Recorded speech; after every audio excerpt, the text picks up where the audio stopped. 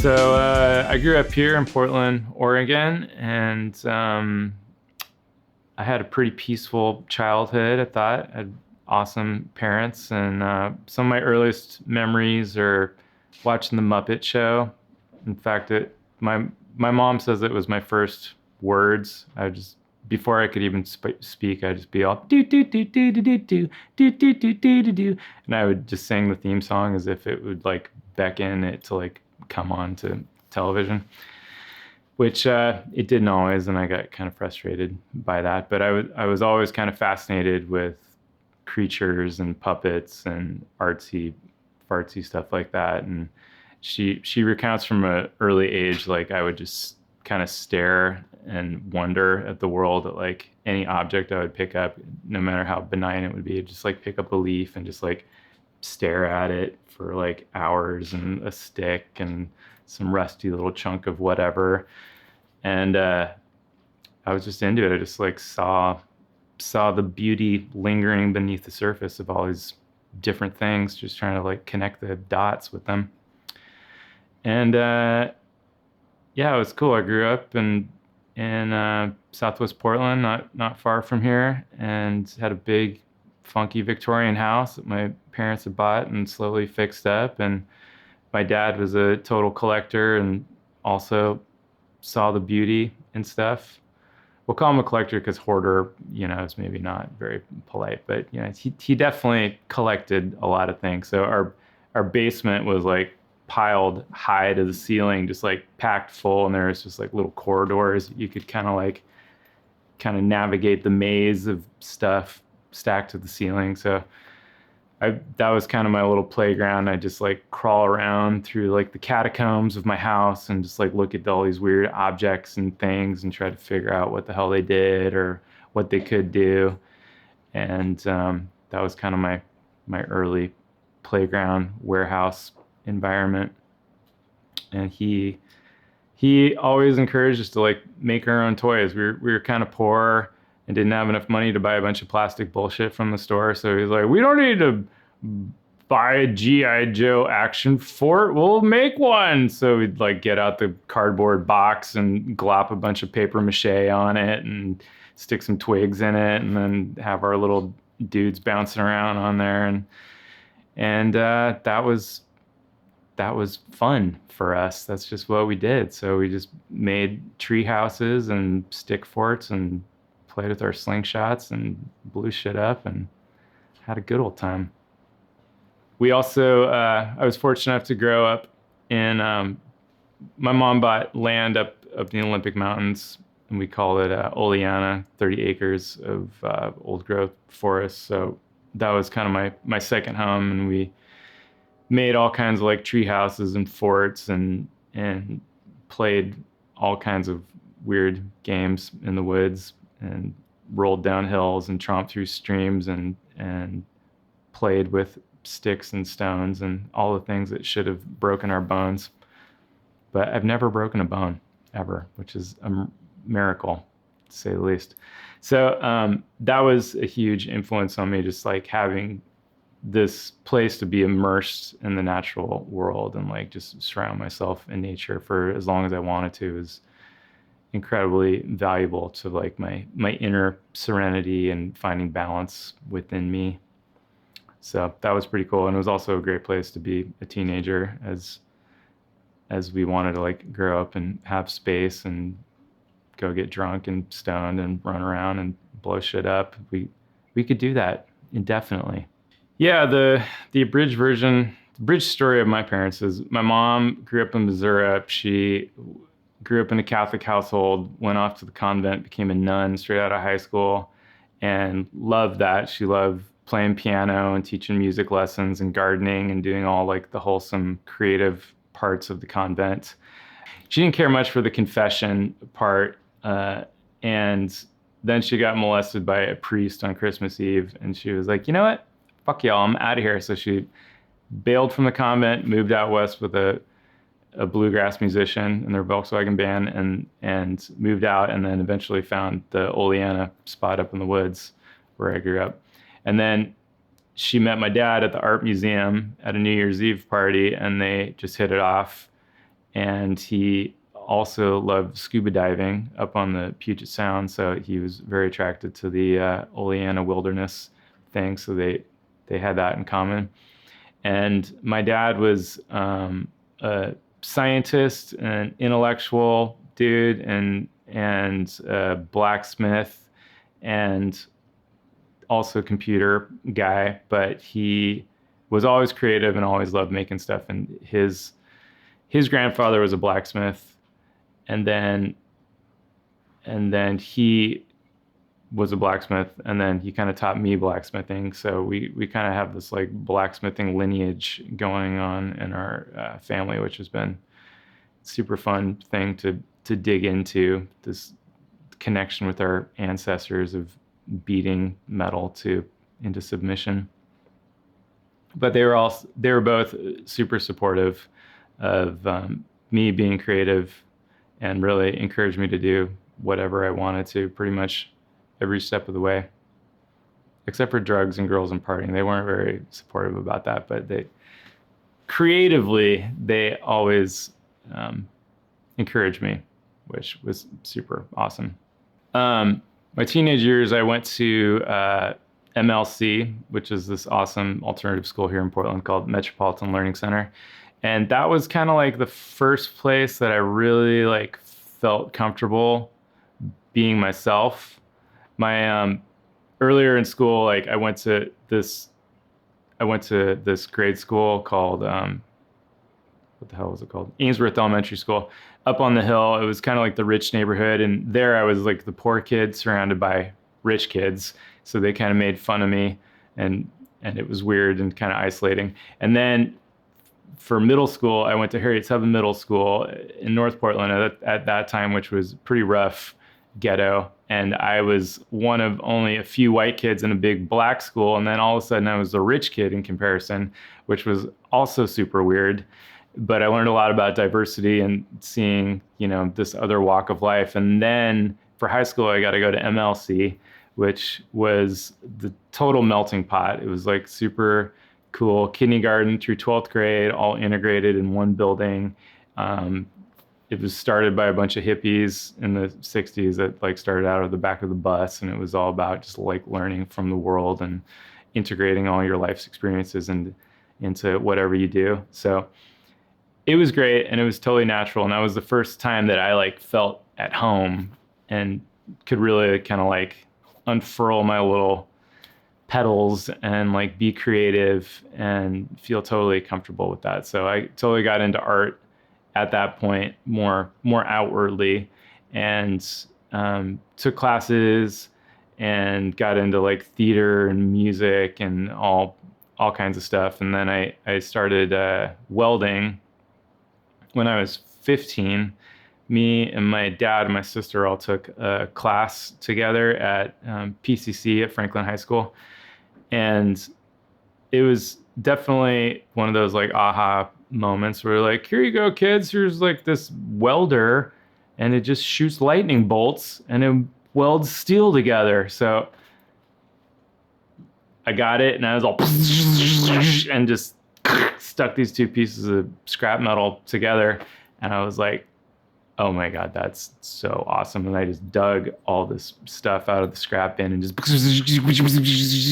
welded up, and I made this big arm sculpture. It's like this tall. It's out in the garden right now. And I was like, that is the most awesome thing I've ever done. I will definitely be doing this for the rest of my life. And so far I have been. So that was a pretty impactful moment at the age of 15.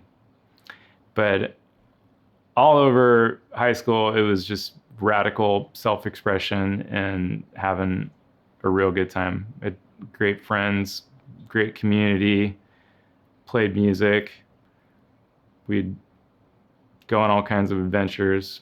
We'd like skip school and drive my mom's Ford Explorer out to the beach and pick ezarens and mushrooms and eat those and get real inspired and build tree houses and other weird countercultural expectations.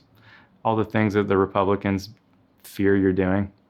Kind of my first like art inspiration it was very much based in like comic books and sci-fi stuff as like as a pre-tweener.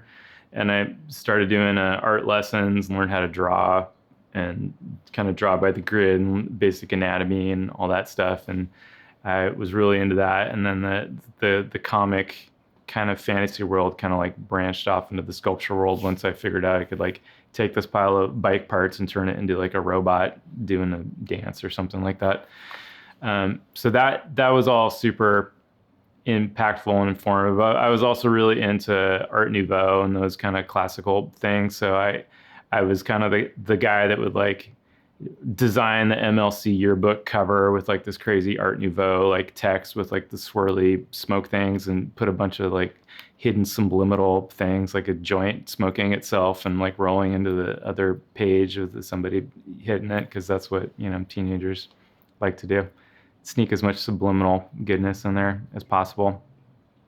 So I was definitely influenced by all of that. And then I also started playing music, which is really fun. A younger man, I was in like chamber music and played clarinet and did all this kind of boring classical shit with like piano and clarinet. And then as I got into, you know, teenage Stony Dome, I discovered like electric guitars and bass and all that stuff. And that was a lot more fun. So I played in the MLC band, which was free balling to say the least. But my buddy Josh Hodges and I played. He went on to the band Starfucker, which was a big deal in the Portland world. So I can be like, I was in a band with Josh back in the day when I didn't even know what a chord was. Just be like, show me what finger it goes on.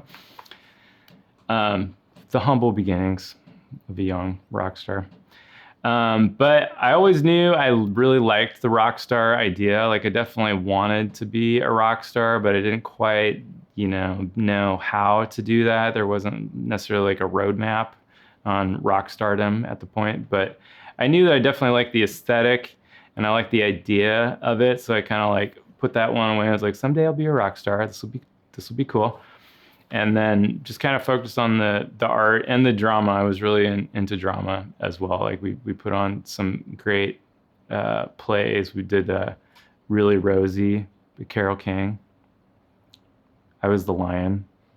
I think I can still remember the lion rap.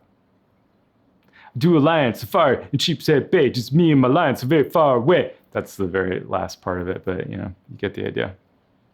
It's ingrained. It's like several layers down there in the high school archive. But yeah, man, lots of great adventures. I'm mainly just glad that I survived my high school days. I had so many near-death experiences, like most high schoolers that are really pushing it to the extreme, that it is nothing short of a miracle I made it through. And I'm so glad I did, so I could have so many more experiences after the fact. Coming out of high school, first off, I left high school early and went to PCC and got my associate's degree, just like high school completion style, and got my associate's degree and my college thing, or my associate's degree and my high school diploma at the same time, which was cool. And by the time I was 18, and at that point, when I was a legal adult, my mom was getting a little tired of my young rock star attitude and my partying and carrying on and hooting and hollering and all that stuff, which I did quite excessively. I don't blame her at all. And she was like, you got to get out. So I was like, fine, I'm getting out. So I moved in, got a house with my buddies over on 12th and Ankeny.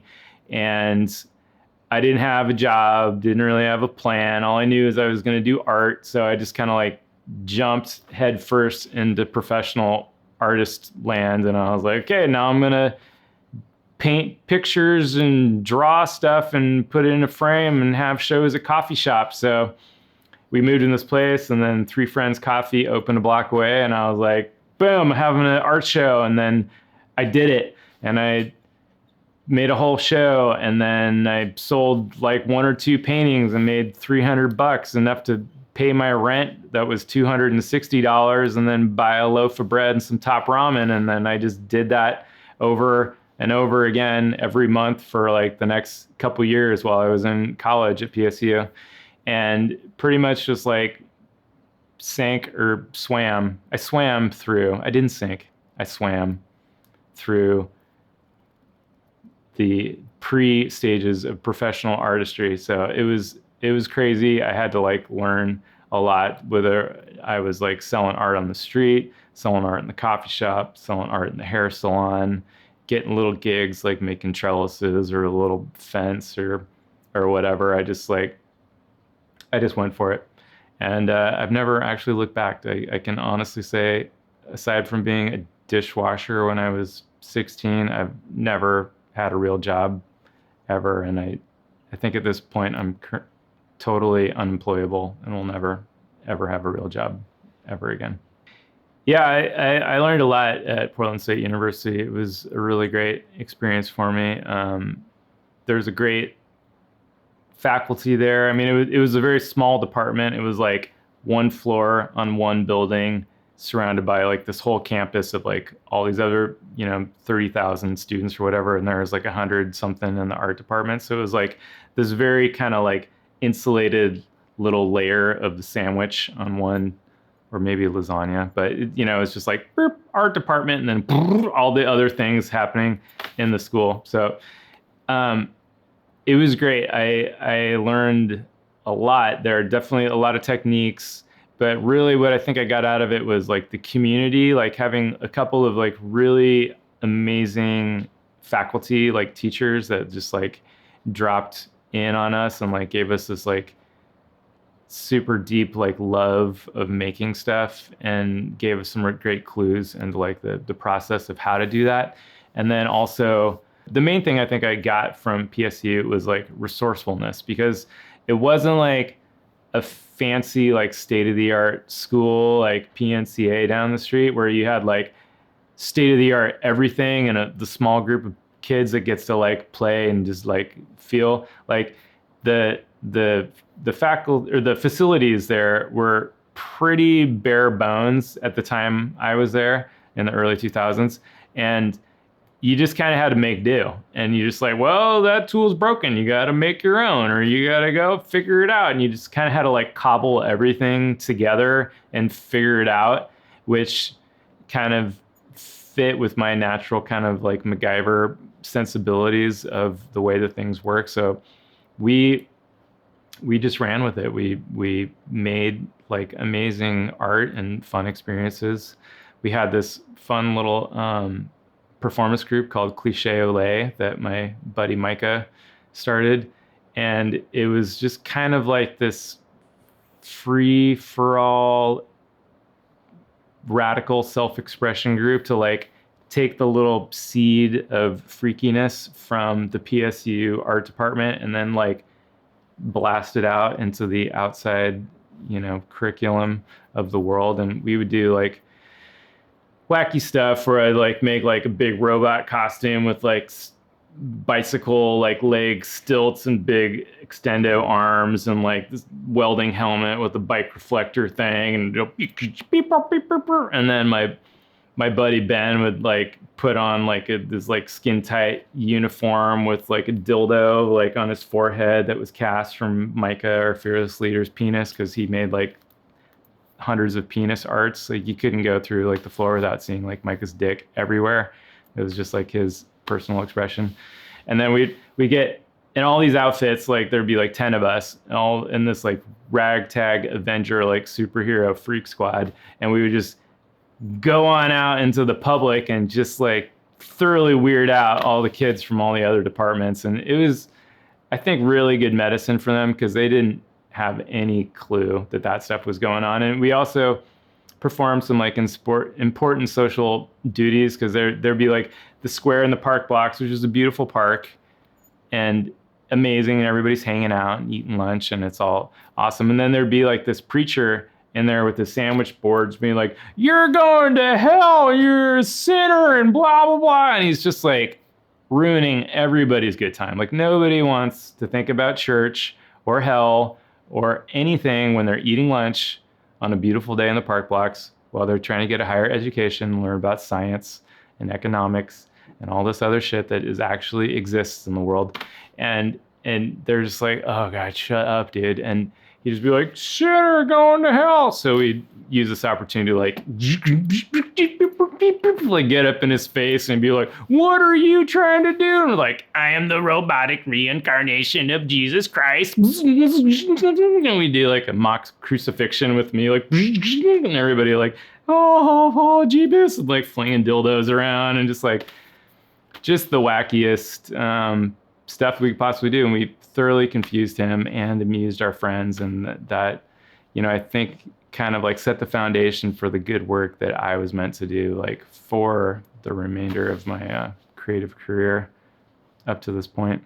I took a lot of art history at PSU, and I loved it. I love learning about the process and kind of like imagining like the set and settings of all these people and like the little pressure cookers that they are in the world. And the things that really like vibed with me was like the Dada scene with Duchamp and Man Ray and all those guys, just like taking the whole concept of art and just like flipping it upside down and be like, oh, well, it's a urinal and I say it's art. What do you think? And then just having the whole like Paris scene just like explode.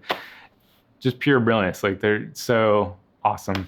And then some of the other artists that I really vibed with was like Giacometti, just like taking these creatures and just like stretching them out and elongating them, and just awesome. I love all that stuff. I love art history.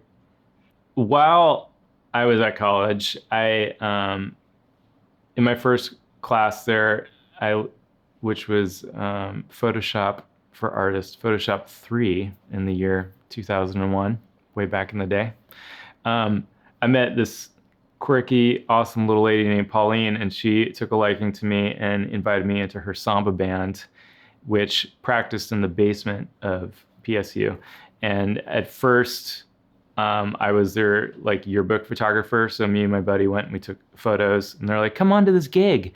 And I was like, sure, whatever. I like music. Cool. So I went to shoot as the yearbook photographer to Reed Renaissance Fair, which is the crazy liberal arts college on the other side of town, where all the rich kids party real hard, and got to experience my first samba party, which was the greatest experience I'd ever had at that point. And they marched in, they had the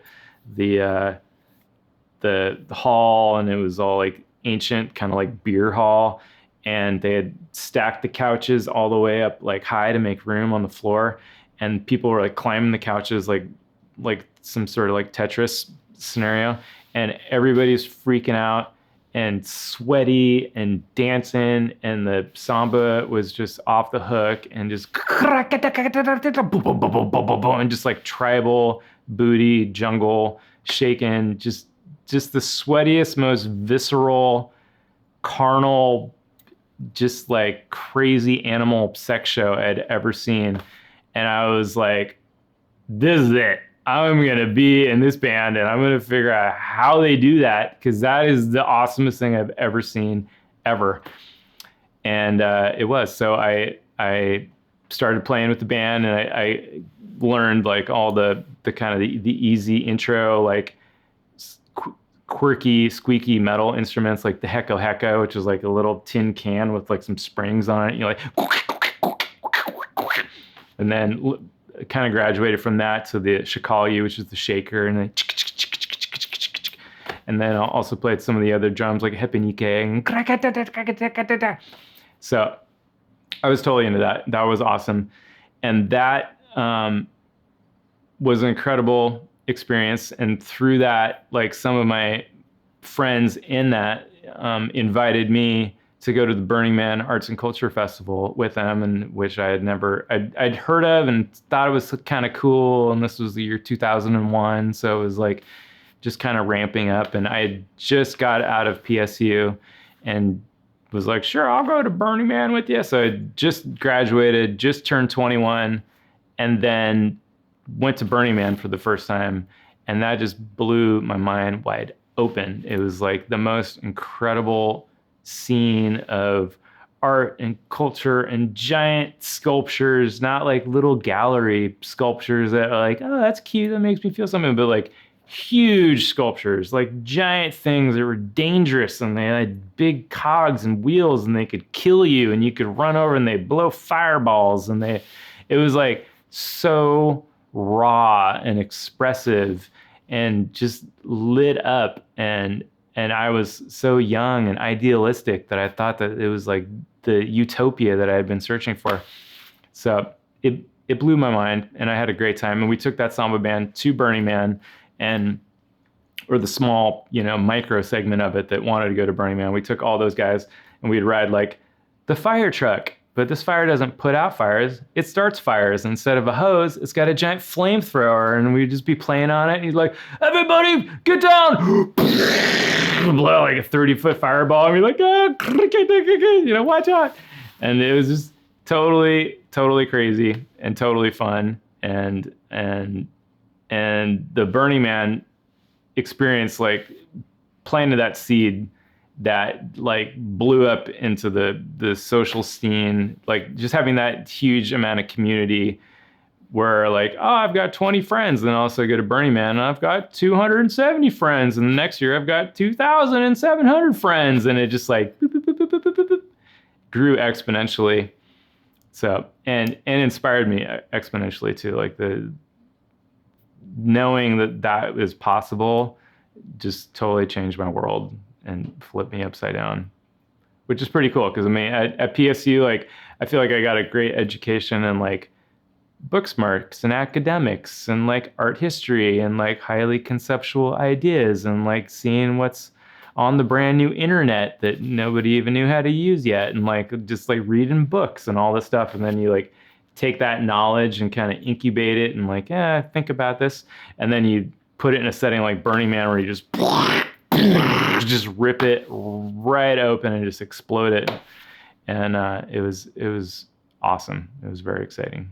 Yeah, that experience of Burning Man like totally blew my horizons wide open and like impressed upon me like the limitless possibilities of like creativity and sculpture and radical self-expression and all those things that were kind of like little seeds of me that I'd experienced, like little kind of nuggets on my own, but to like see it play out on like the big playing field of Burning Man, which is like this big cosmic like satellite dish, just this huge flat arena of a playground, and everybody just goes there and brings their wildest, craziest self-expression and just blows it out of the water, even though there isn't any water. It was awesome. It was super informative. From Burning Man and my samba friends was kind of like the seed for me getting into this little band called March 4th Marching Band, because some of our Burning Man friends who we were all camped with were getting the idea of like, hey, let's start like a New Orleans second line thing for like a New Orleans type experience. And they had seen us with the samba band rocking out on the fire truck and blowing shit up, and they're like, we need people that can walk and play a drum at the same time. So they kind of scooped all the super freaks from the samba band, and then they grabbed an assemblage of horn players that were also at our camp and in the community, and they were like, okay, we're gonna like get together and play a bunch of Mardi Gras songs for this Fat Tuesday party called Chow Young Fat Tuesday, and we're gonna rock it out and see how it goes. So we did that, and we got together and played some songs and learned like 7 cover songs, and put on our freaky weird Burning Man outfits and went and played the show. And it was so fun that we just kept on doing it. And a year later, we were at Burning Man ourselves as a band for the first time. And of course, this time we were, playing like Flying High on Acid and Mushrooms and all this other stuff, and blasted our own worlds up like even another notch, which was very exciting. We had a battle royale with Extra Action Marching Band, which was kind of like our inspirational predecessor of a marching band from Oakland, and they're like super hardcore pirate, just like grumbly, like they would just smoke a bunch of meth and like kick your ass, which is probably what they would do. And we were like the happy hippies from Portland and like, hey, I love and stuff and this. So we kind of had this like battle royale thing where we like drove around the circle of the playa, and we had our little fire truck, which was our cute little thing. And we're like, we're on a fire truck. We're here to save the day. Yay. And then they had La Contessa, which was a giant pirate ship that they were all on because they're pirates, obviously. And so we drove around and we ended in like deep playa, and we had this like, we all flooded out of the boats and had this like epic kind of like battle royale where they played their songs and we played our 7 cover songs because we didn't know anything else because we were a brand new little baby band. And we just battled and battled and battled. And then our friends from New Orleans had this Seder procession where they built, their float builders. So they built this whole float of this giant ram, and they come out and then they sacrifice the ram. So they like pull the shanks off of its arms, and they're full of like bladders of wine. And then they like pour bagged wine all over the naked, women writhing around on the ground. And it's just like the most carnal freak out thing you could ever imagine. We're all just playing, and there's fire and there's sweat and just this elemental like primordial soup of just like the stankiest, grittiest sex magic you could like ever imagine. And rocking out, playing, we battled, and then we ran out of songs, so we didn't really know what to do, and it kind of all ended. But it was that was the moment that kind of like cemented March 4th as a band from like a one time like, oh, we're gonna go play some Mardi Gras bands. So like, we've been in the trenches, we have tasted the psychedelic sweat and the blood, and we have like danced in the primordial soup of the universe, and now we know that we have a gift to give.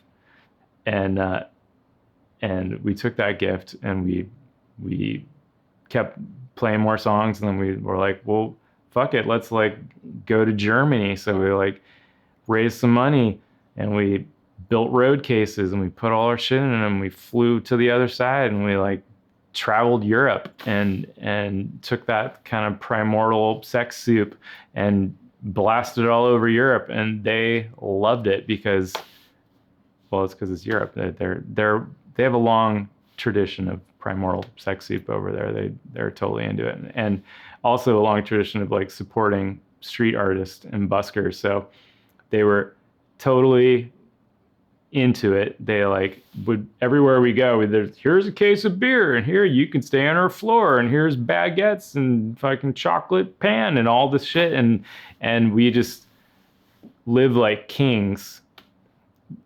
We went there the first time to play the World Cup, and we weren't playing like in the World Cup amphitheater, but they had all these like viewing areas with like, they projected on a big screen. There'd be like, 10 to 40,000 people out there because World Cup in Europe is obviously a huge deal. So we show up in Germany in some small village that I can't remember the name of right now. It was like Dusseldorf or something, Franken something or other. But anyway, we show up, first day, Germany wins the very first game of the World Cup. And it is just bananas, like cops rolling down the street, blasting their sirens, hanging out the windows with beer steins, like, yeah, just like totally freaking out. Like all that freaky magical stuff at Burning Man that I thought like only existed there actually also happens in Europe during the World Cup and other such festive events. And we fit right in because they were ready for that like freaky magic that we had to bring. So we played all over, giant parties. We're like, oh, just come march up onto the stage. And we're like, yeah, no problem. And we get up there and there's like 10,000 people like all the way down the street in every direction, and just crazy huge audiences, and they loved it and we loved it, and it was so wild, the kind of shit we did. Kind of the next step in my sculpture career was I had met this artist named Ken McIntosh, through friends of friends and running into him a couple times, and he needed a new assistant. So right as I was getting out of college and had no hope or desire to get any kind of real job, I went to work with him at Clanchetown Bronze Foundry up in Brush Prairie, like 35 minutes out of Portland. So he was a crazy redneck Scotsman who was captivated by bronze sculpture, and he actually was the apprentice of Jim Hansen, who is an epic Northwest sculptor who happened to build the bronze sculpture foundry at PSU. So we kind of had this like apprentice master lineage going on there.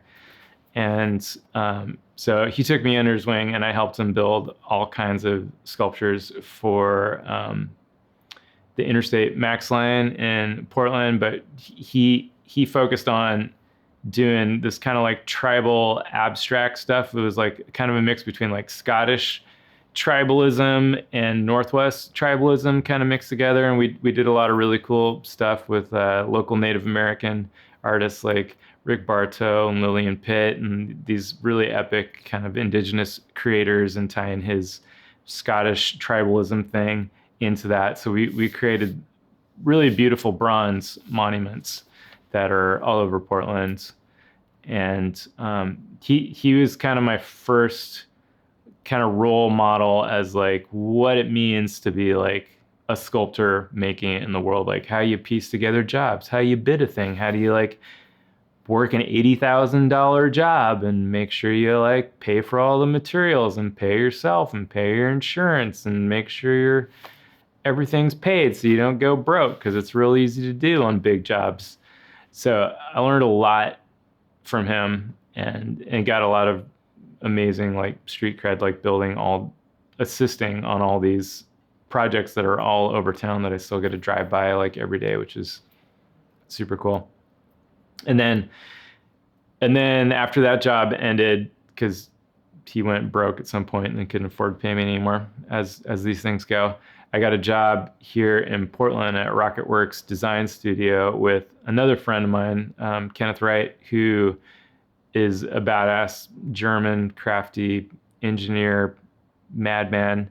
And he had moved here like in the 80s and got to start like building armatures and stuff for Will Vinton, and build all kinds of crazy sculptures for animation, did like the armatures for the Tool videos and all kinds of stuff. He was a rock star in his own mind. And then he started this thing called Rocketworks. So I went to work there and was his assistant and learned kind of like the whole arc of like fabrication. Like, this is how you build a gate and a handrail and modern design and keep it real tight and use that German precision. He was like always just cracking the whip on me as the German precision legend continues. Not tight enough. Do it better. Chop it apart one more time. So like really like dialed it in. And I was like, okay, this has got to be good enough. So that was really cool. And I learned all kinds of stuff about like architectural fabrication. We built crazy stuff for like Red Bull for the Flutog events. Like got my first kind of like stint in like corporate art and like what it makes to build like big budget stuff for a client, and you know how to deal with them and talk about it and price it out, and invaluable lessons for a young artist that didn't have a clue about anything. After the Rocketworks thing kind of came to finale, Kenneth decided that he was no longer going to do architectural stuff. He got burnt out on that, and he was like, I'm just going to build motorcycles, because that was like his true passion. So he became a vintage motorcycle builder, and he did all these crazy hot rod custom things on old Harleys and stuff like that. And he started this thing called Motoglore, which took off, and now he's like the badass expert in that particular small, weird niche of vintage motorcycle build-outs. So after that, I went on to just have my own little studio. At the time, I rented this tiny little garage with my buddy Andy, who was one of my Burning Man campmates. And we just had this little tiny piece of shit leaning over wooden tinderbox fire trap of a garage up on Oregon Park. And we rented, the rent was $25 a month. all you could hope to pay for rent and whatever year that was. And we crammed all of our shit in there and we just made our stuff, and it was awesome and dangerous. I can't believe we didn't burn that place down more than we did, but we didn't. Yeah, mostly like my work has been mostly just kind of word of mouth, like community based. The advantage of being born and raised in Portland is like I have a huge community of friends and family and people here, especially after going to Burning Man and being in the band and all that stuff. So like somebody is always needs something and they just call me as the guy that they need it from. So I was just doing like lots of little gates and little art things, and come Burning Man, make me a chopper bike and make me an art car and make me whatever kind of thing. So I had plenty of work in that regard for doing like cute little jobs, which was enough to float the boat because my rent was only $25 a month. So it wasn't easy. It wasn't hard to pay that.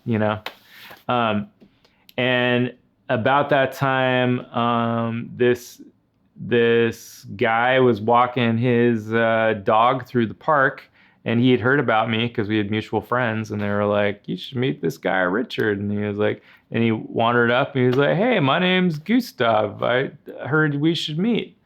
And I was like, "Cool, man. That's who are you?" And it turned out he was another artist, and he had very kind of like similar aesthetics and and also loved to like recycle and reuse and recreate things. And he invited me to come rent space with his shop because he had a little shop on 18th and Birdside. And I was like, yeah, I'll think about it. But my deal was so precious that I wasn't going to jump out on $25 a month. But once the sweet, weird old lady that I rented the house for him decided she was going to sell it and move away, I called Gustav and was like, make some space, bro. I'm moving in. So moved into his shop. And that was kind of the beginning of our beautiful art collaboration that we have been striking up over like the last 10 years or so.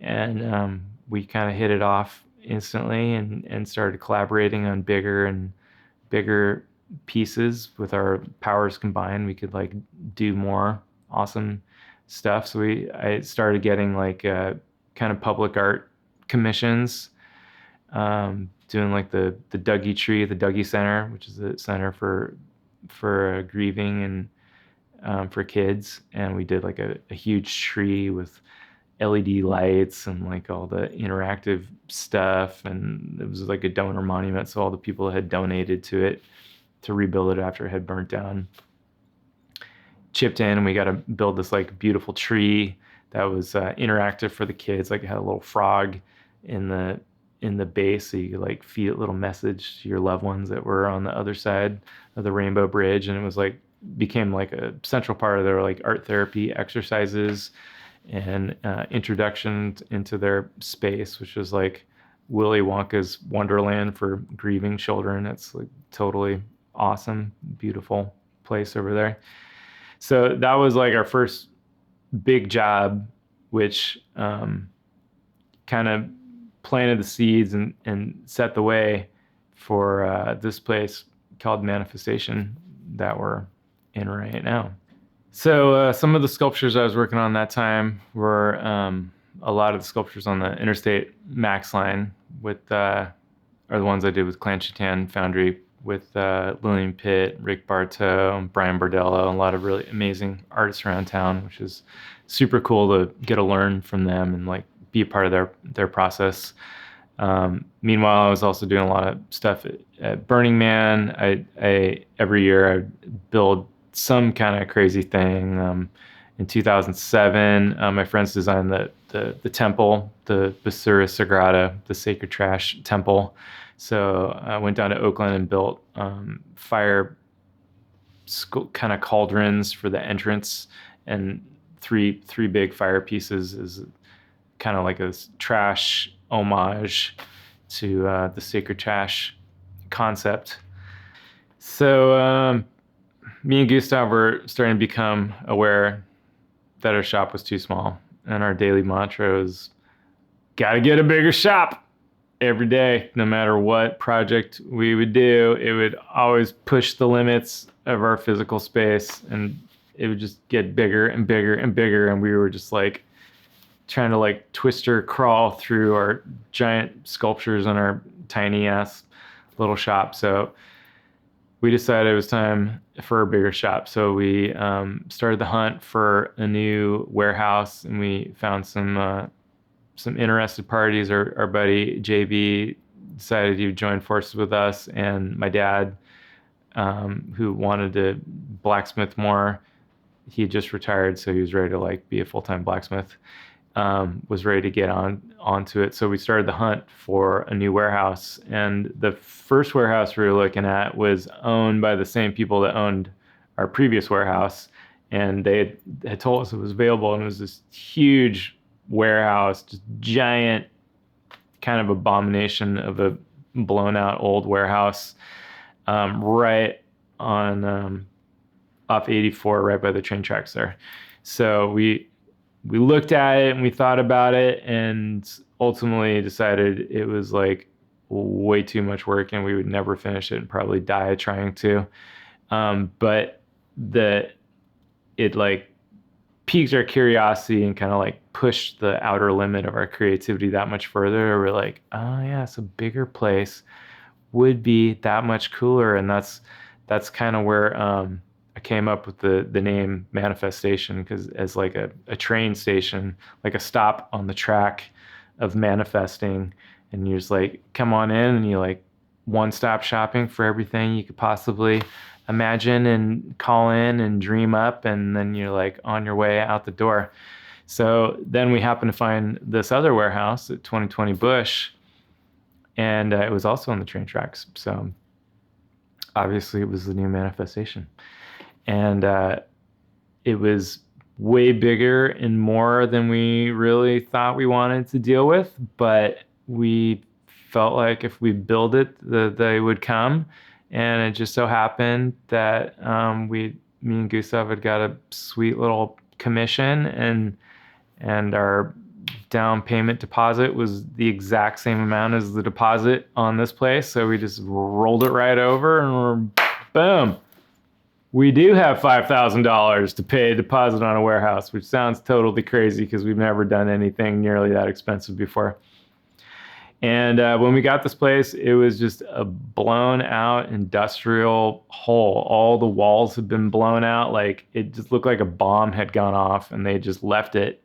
And they're like, oh, whatever, you guys figured it out. So it was daunting and kind of crazy, but also it was like so raw that it was like nothing but raw potential. So we definitely like vibed with that and had fun thinking about all the different like creative possibilities.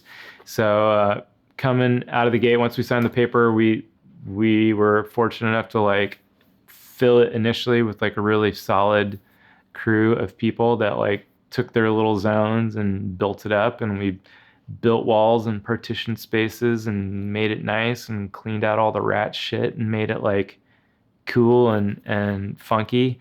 And it just became this like really beautiful cultural hub of Portland, and really one of the biggest and most prolific makerspaces of our generation around here. I mean, there aren't that many makerspaces in Portland, but this one certainly was and is super special.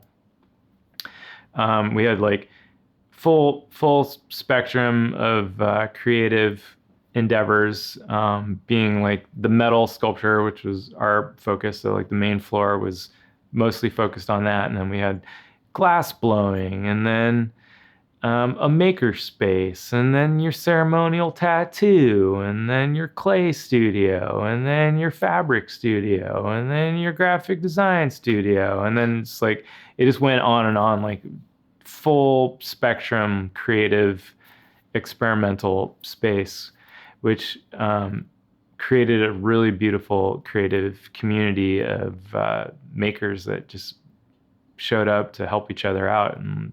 And it was really cool. I mean, one of the core values of sculpture is that to do big things, you need help. You just can't do it all yourself. Sculpture is a team sport, and you have to have a team to do it with you. So to create the space with all these people to like help out, and you're like, I need some LEDs that are programmed to sync up with your heartbeat. How do you do that? And they're like, well, I'll figure it out. And boop, doop, doop, doop, doop, doop, and then they, zip, make it happen. You're like, oh, well, I need like spirally glass eyeballs that look like fractals in the universe. And they're like, no problem, I got that. It's just like, whatever you need, it's here. And if it's not here, we can figure it out like within 1 degree of separation. Like we manifest stuff every day, and that is like truly the power within the name of just manifesting. So one of my biggest accomplishments I've created here at Manifestation with my awesome crew is we got a gig to do a public art piece called Portal of Perception, and we apply for all kinds of art things, just all the time, just to see if we can get one. Because getting the first one is the hardest, because they're like, what's your public art experience? You're like, I don't have any. You want to give me one? And they're like, no. And, like, how do you break into that? So we applied to a bunch, didn't get a bunch. I think it's probably like the 10-to-1 rule. Like you apply to 10, maybe you get one if you're lucky, but it's all depending on what they want and how they feel about it. But this particular one was the library, the Lusac Library in Anchorage, Alaska, and they were looking for a portal to show how the library was a portal to education and knowledge in other communities. And we're like, okay, portal, that's cool. We can dig that. Like we've flown through plenty of portals before. I know what that looks like. So we like put together a sweet portal proposal and, drew it out and sketched it up and gave them a good spiel. And they agreed that we had the most bitchin' portal concept that they had ever portaled before. So we got the gig, and we made this epic 26-foot tall sculpture that hangs from the 40-foot tall ceiling in this brand new glass and steel atrium in the Lusac Library. And it incorporated the whole thing as like this giant like cosmic eyeball that you stare up in the bottom, and this whole like infinity mirror that's constantly changing and evolving and learning just like us. And it's got these tendrils around it that are all the different like experiences that you can learn from books. So it's got like a Buddha for spirituality and some sacred geometry and some mathematics and some a songbird and all these different objects. And we got indigenous artists to carve a kayak, model of a kayak from an authentic Alaskan craftsman up there. And that was a super cool experience. And to take what we do here and like expand it, exponentially to like this whole crazy standards of modern engineering and making something like earthquake proof and stand up to all the odds of building codes and all that stuff. We did it, and it turned out great. And it survived a 7-point earthquake in Anchorage, where the roads like ripped open and giant chasms were opening up to swallow cars and people and all that kind of shit. But the sculpture, it survived. Thank God. So that was a big one. And what else is big? Oh yeah, really as an artist, I feel like one of my primary roles is a facilitator. Like I want to see dreams come true. So people come to me and they're like, I need to make a thing to make my life better. And I'm like, I can figure that out. And you put these pieces together and use my skills to like create this object that like makes your life experience that much better.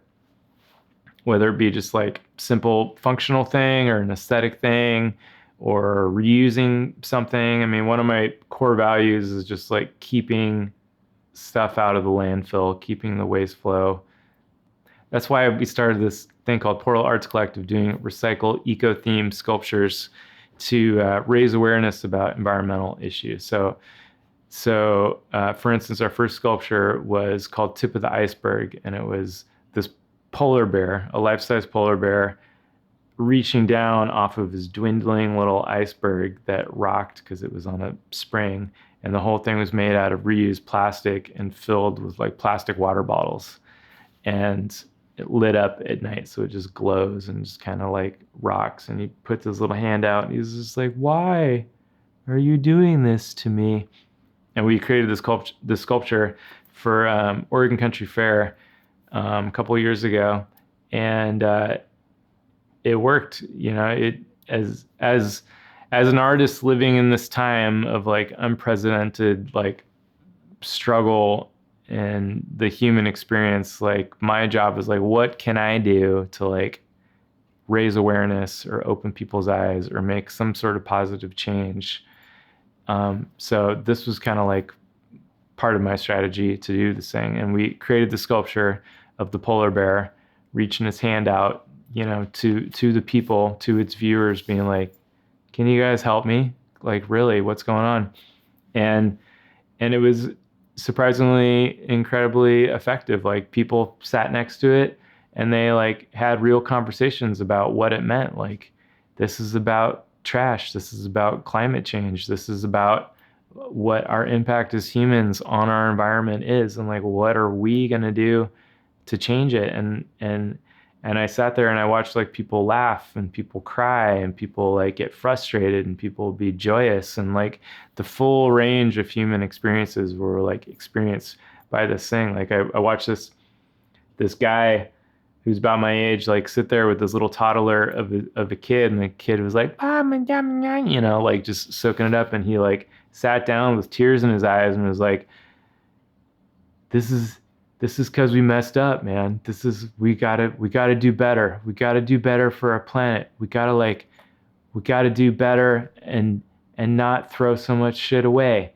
And it evoked that, and it had that lesson that he taught his kid, and hopefully it sticks, and hopefully it sticks with all the other kids, because that is the kind of lesson we need to, as humanity, really need to like get behind and learn right now, is like how we can all reduce our impact and lift up the environment and not trash everything around us just because we think that's our God-given right to do. I get blissed out when I feel like I'm in the flow, and usually that happens for me. Like I feel like my superpower as a creator is like finding objects in the world that may have no meaning or no relation to anyone else, and like seeing how those pieces fit together, and doing my found object sculpture, which is kind of like my personal happy place. When I find this group of random cast aside garbagey things, and I can like assemble them and make sense out of them and like create a great thing, a greater than the sum of all its parts kind of thing out of all this junk, and turn it into something that's transcendent and hopefully like will live on for ages until it gets, you know, scrapped in the apocalypse, or, you know, who knows what'll happen to it. But at least for right now, like you take all these elements and you congeal them together and you make something greater than the sum of its parts, and something that not only makes you think a new thought, but hopefully makes you feel a new feeling, or makes you reassess how you look at the world, and hopefully do better for yourself and for your environment. And that's like what really fills me with joy and love for what I do. And I mean, that's really that's why I do it. Yeah, I mean, there certainly is a lot of uncertainty in being an artist. Like, I can't depend on anything at all, but what I can depend on is my belief and my feeling that it will always work out, because in my experience in doing this for 20 years professionally, it always has worked out. Like, I just got to do my best and I will figure it out. And a lot of that is because I'm really good at adapting and creating creative solutions. Like shit goes crazy for me too. Shit goes wrong, shit breaks, shit explodes, all that, and I just whoosh, tai chi it into like whoosh, solution time. What happens? Like what's the new direction? What's the new solution? And if you can adapt and like really just be open to like new creative solutions, like you will always figure it out because there's always a way out of any predicament, whatever it is. I mean, I think the key to being really good at whatever you do is just focus like a laser beam. You just figure out what you want to do and just like figure it out, dial it in, and do it hard, and use as much like mental strength as you can to like muster the focus you need to do on it, but also relax into it and not like control it too hard because nothing creative or fun ever happens when you're like clenching your teeth and like pounding it into the ground. And like find that balance between I'm totally focused and I'm totally present and I'm totally relaxed and I'm totally open to the creative possibilities and seeing, you know, what this process will dictate to me and letting it speak to me while I use my skills in whatever art form I'm doing to like create this thing and tell this story and create this piece that will hopefully tell the story to people for generations to come.